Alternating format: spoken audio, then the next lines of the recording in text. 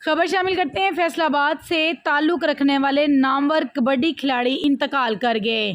Muzammil بوٹا international kabaddi کھلاڑی تھے۔ کبڈی کھلاڑی مزمل بوٹا نے مختلف ممالک میں اپنا لوہا منوایا۔ مزمل بوٹا کو دوران ٹریننگ اٹیک ہو گیا۔ مزید جانتے ہیں اس رپورٹ میں۔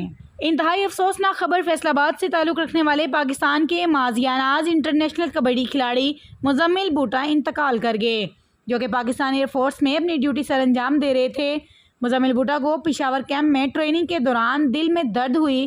درد ہونے پر ہسپتال شفٹ کیا گیا تھا، لیکن ہارٹ اٹیک آنے کے باعث جان کی بازی ہار گئے۔ ان کی میت آج فیصل آباد پہنچا دی گئی۔ ان کے آبائی گاؤں 73 گڑیا میں پہنچے کبڈی فیڈریشن کی جانب سے گہرے دکھ کا اظہار کیا گیا۔ ان کا فیصل آباد میں بہت بڑا نام تھا۔